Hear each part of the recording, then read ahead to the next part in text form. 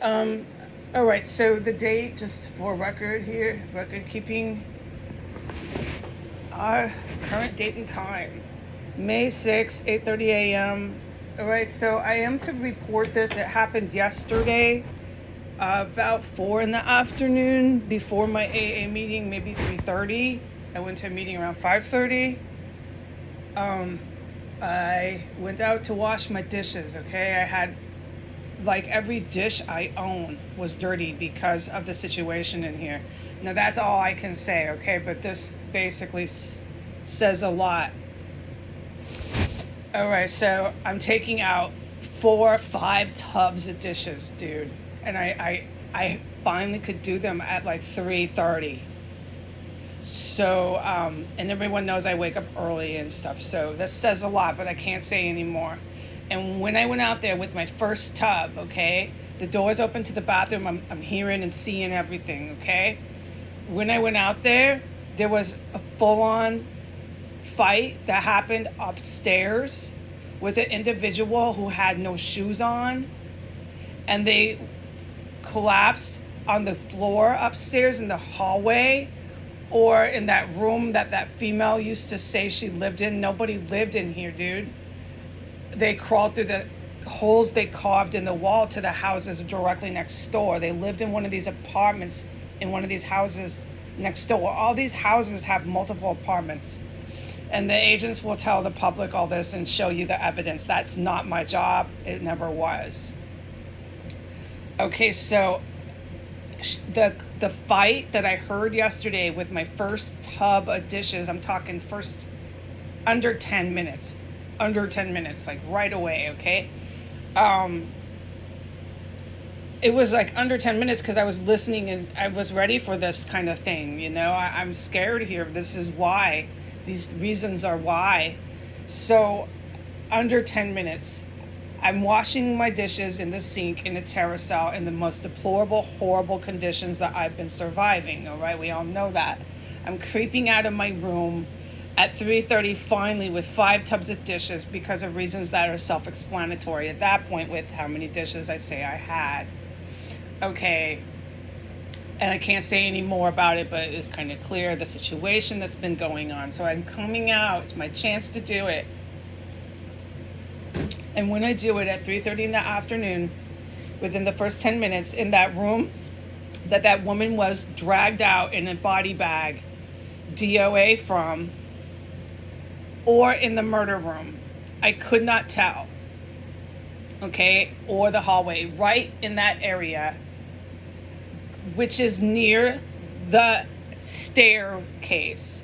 So I don't know what they were doing up there, but it was close to my end of where I was on floor 2, my part of the house. So you have the front of the house and you have the back of the house. I'm in the back of the house facing the alley on floor 2, and so is my bathroom, and that's where I was, and that's where I heard the fight. My end of the house, upstairs on floor 3. The individual who collapsed was wearing no shoes, and they were big, and they went tumbling and rolling and crashing down. Loud, bros, loud. And this rolling and tumbling and collapsing and crashing of a human lasted almost a whole minute. It wasn't just fast. And I'm able to talk about this. I could talk about this in great detail, but I'm going to bypass this. People, I say wrong. Please ask me another time. I don't forget these things. No, nobody would. Okay, but I'm going to bypass all the details. So this is clear enough, as long as I made a clear picture to the public of what the frick happened over my head as soon as I went out of my room. And these kind of things always have been happening in here. And these kind of things did not stop happening in this property of 1509 S Street Northwest after everyone died and moved out. They're gone, okay? So the house is now empty, and then there's still people in here all the time. All the time. And they're collapsing and crashing and fighting, and I don't know what to call this. banging on pipes, banging on walls. There's massive other things and stuff that are very dangerous and evil that are happening, but I'm forbidden. Forbidden in all caps. Forbidden from saying one thing about it, okay? I have witnessed the most jaw-dropping stuff in here.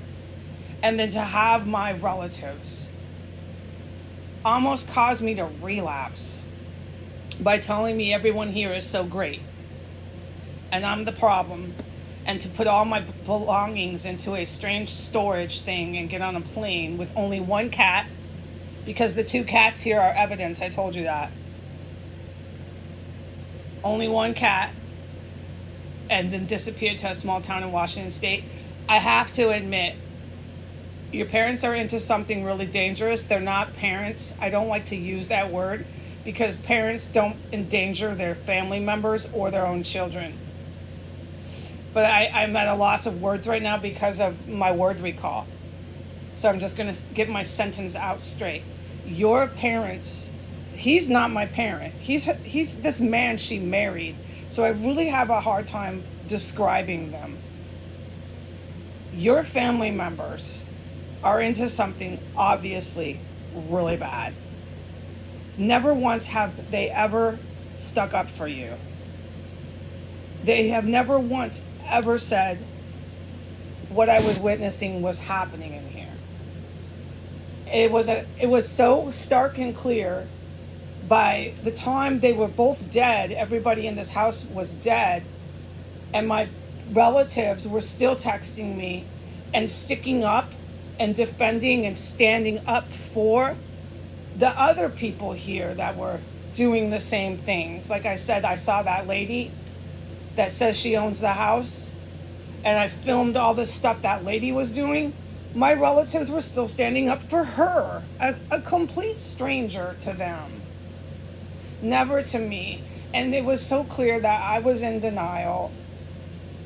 I was in denial about my biological mother. It's really painful and something very personal that I'm going to work through.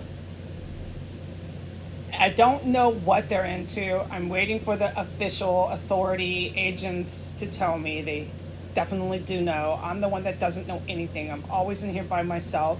I'm always witnessing all this really scary shit. And there's nobody here to ever ask me, take depositions, take any witness statements, anything. No one searches. No one questions anyone. Anyone they could have questioned is dead.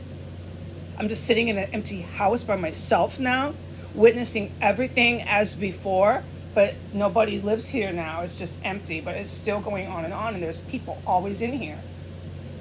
Yep.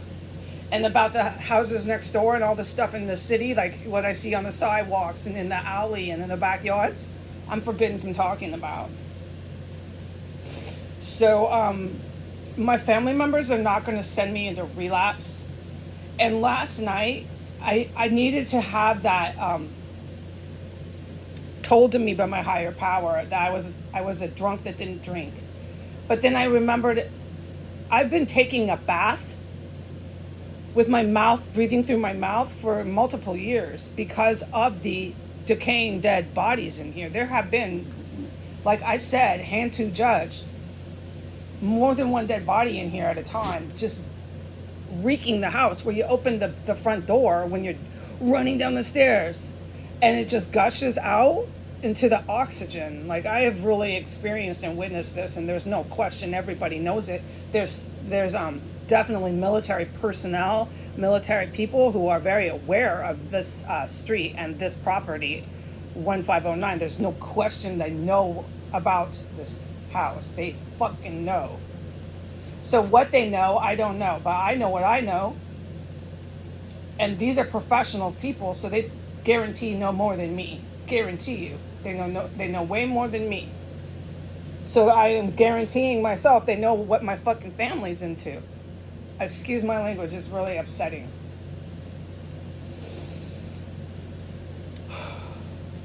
So, how do you meditate in the morning when that stuff's happening? Because everybody just recently died in here. I couldn't meditate in the morning, dude. I know, but I can now. And I can. It has gotten a little bit better.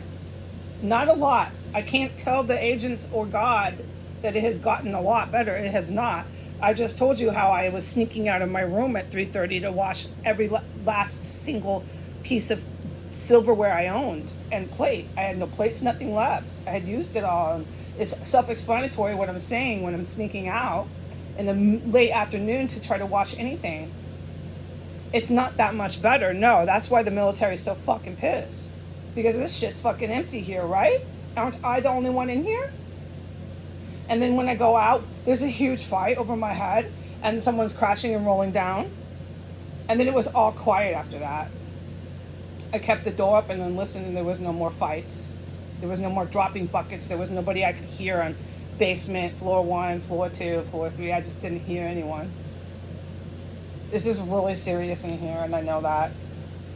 Oh, there was massive other things and stuff I witnessed while I went out there yesterday too, that don't have to do with fights, but have to do with military, obvious military things. But that's the shit I'm forbidden from saying, because you know, when you're a sober, reasonable adult, you're like, dude, this is so serious, you probably shouldn't put it on YouTube, mamacita. And it's correct when I stop and I ask for guidance. It's correct. It's no, please don't put that on YouTube. You still remember it. It's shocking. It's unbelievable this is happening. You were witnessing that while you were witnessing a person collapsing in a big fight upstairs. Just please don't put this all on YouTube. That's what my guidance from my higher power is. But my higher power said to me, and this is personal, I can't help this, I'm just blabbering. My higher power said to me, you are a drunk who does not drink, and it is better right now, and you need to try to stay sober, because what you went through was so terrible, and now you're going to get some bad news about your relatives, and it's going to be reality, because you know it with what they're doing to you. You know it, but you're going to get some real hard evidence that you can't get into denial about. You can't blame everybody else and say your biological mother's this innocent victim. I don't believe I can do that. And it's going to be really hard for me. And who else is my family is in this trouble with them. It's going to be hard, okay? I'm looking at a few challenges here coming forward to me of stuff that these military agents have to tell me, dude. And this could really upset my sobriety. And my higher power knows that. So get it together as much as I can. Thank God I have contact with God. Thank God I didn't go back out and start drinking, because that is harder to have your contact with God when you're drunk half of the day. So I have it, and I'm going to, like right now, later today, try to meditate, even meditate for 10 seconds, 20 seconds. And just, just keep it together, do a meeting every day. And this stress is not going to take my sobriety away. And I hope I helped somebody else in recovery who's in America, who's going through the same thing as me. Because there's millions of people who have affected negatively their family members because of what is happening in America. I'm not the only family member going through this. I'm going to go. Have a nice day.